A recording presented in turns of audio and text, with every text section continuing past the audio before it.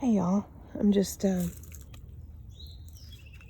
was gonna say I'm here with Fat Cat because she's been sitting there, as you can tell. she must have moved because it looks like it's gonna kind of thunder around a little bit. It was thundering a few minutes ago, actually. Anyway, I have so many videos about these Trump dreams that I've made since 2023, when I had these few dreams of him. I think it's only 4 total now. But I just wanted to kind of give like a short, like a 1, 2, 3, 4 type thing, that will go along with my repost from 2024 today of the written facts of it. But I just wanted to do this too. Okay, anyway, this is just the dream that I had about him with the chemical exposure. Okay, so real quickly, it's definitely thundering. Real quickly, so I was at a rally in this dream, and I've never been to a political rally in my life, and I never will. But in the dream, I was there, and I was in a room, and there was a big glass partition, big glass wall here, and Trump was in the middle, like where my syrup kettle is. And I was by myself, completely alone, and I was just observing him through this glass wall. Okay. This room that he was in and the side room that I was in, these were below the bleachers, the where all the people were, the stands, So, but we could kind of look up from where we were and like to the side, this way or that way, and you could see the bleachers and stuff. His security team had rounded up every single cell phone before the rally started, and so nobody had a cell phone. I was looking at him in the room, and he was standing right in the middle by himself, and he was just he was staring, he was looking this way. Okay. So he was just standing there, just looking like that at nothing. And he started to look distressed, and then he bent over double, like this, and he was standing there. He never fell down. He never went down off his feet. He stayed standing up.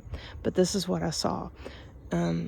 He just bent over like at the waist, and he was wearing his blue suit with this red tie. His tie was hanging straight down, and he was holding on to his chest. So I could tell, obviously, he's in distress, medical distress. And I was saying to myself, oh my gosh, something is wrong, and I can't even, I can't help. I can't call 911 or anything because I don't have my phone, because his security team took all the phones. And so I was just standing there going, what can I do? Now, this is weird. In the room with him, I was on the other side of a glass partition. So I was not in the same room as him, but I was looking at him. Okay. His whole security team, all male, they were lined up on the other side of the room, and they all had their back to him like this. And there was a whole line of them, and they were all men, and they had their back to Trump. And he was in the middle of the room like this, and he's bent over like this in distress. Okay, so then I was like, what can I do? What can I do? So I started, calling out. So I was like, hey, are you okay? And he didn't respond at all. He never looked at me. He never responded at all at any point. So I yelled again, sir, are you okay? Sir, do you need help? Can I help you? And none of the team responded. So then I got around this glass partition, and I walked into that room, and there was a female, looked like a rent-a-cop standing there. And she's, oh man, I hope there's no mosquitoes out here. She didn't say anything, but she prevented me from walking forward to, say anything to him. So I was just yelling from across the room, somebody call 911. And I was yelling at the back of his security team, help him. He needs help. Look at him. He's going to die if you don't help him. Help him. Something is wrong. He needs an ambulance. Call 911. I can't call 911 because you took my stupid phone. And here comes the rain. Oh, Jesus. We don't need any more rain on this roof. Okay, protect my house, Lord. Okay, so sorry it's taken me so long to do this, but that was the situation. So I just kept yelling, somebody help him, he needs help. He'll die if you don't help him. And I said to the security team, what's wrong with you? None of you will help him. It's supposed to be your job. Why aren't you doing anything? Okay, so this person that looked like a female was about 5'5" to 5'6", closer to 215 pounds or so than not, or 220. Had a short brown wig, had sunglasses on. I know that she was right-handed, and I know that she's Eastern European. How I know she's Eastern European, I have no idea. But I knew that at the time. And I kept saying to her, I got right in front of her, right up in front of her face. And I was saying to her, why won't you do anything? You're a police officer, right? Call the ambulance, call 911.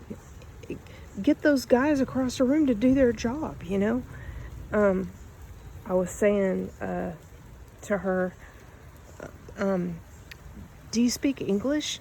And she was just looking at me through those glasses. But I could tell that she had no idea what I was saying at all. No clue,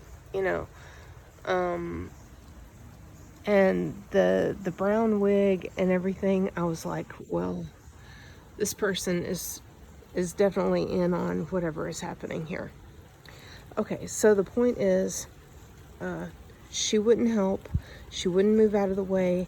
When I tried to step to the side to get around her, she blocked me, and it was just like block, block, block. So I could tell I obviously wasn't going to be able to reach him and do anything. And I just kept saying the same thing over and over, he needs help. Somebody call an ambulance. I can't call. I don't have a phone. You took my phone. To his team, do something. And then I said, Lord, what is happening to him? What's happened? And I heard this male voice, very calm, say on my left side, kind of like behind me and on my left side, say, it's a chemical exposure. He's had a chemical exposure. He's drowning in his own lungs. And I said, oh my gosh, is there anything, I can do? Is there anything that can be done? And it was just like, no, there's nothing that can be done. And that was it. And he, like I said, he never fell over. He was never off his feet at any time. He stayed on his feet. But, it was made clear that he was not going to make it. And so that's what I saw. So, there's a lot of people that say he's going to have a plane crash, or it's going to be, another form, which I won't say on here. But, that's not what I saw. What I saw is what I have said, and I've said it over and over and over and over and over and over and over again. And, God is in control of everything, and God is going to allow whatever he allows, and God's going to do whatever he does. I'm just sharing what I saw and what I heard. And that's what I heard was it's a chemical exposure. He's been exposed to a chemical. He's drowning in his own lungs. And then me saying, is there anything that can be done? And it was just like, no. So that's what I saw. That's what I heard. I just wanted to share. Okay. And the date on this dream, I have the exact date in my phone on the original video, which was May 2024. But off the top of my head, I can't remember the exact day. But it was, I had that dream the first time in 2023. I had it again in 2024 in May.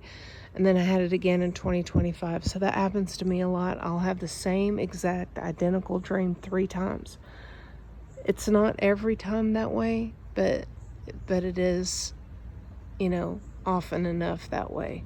And it's just kind of like a reminder, like this one's important type thing. So anyway, okay, God bless.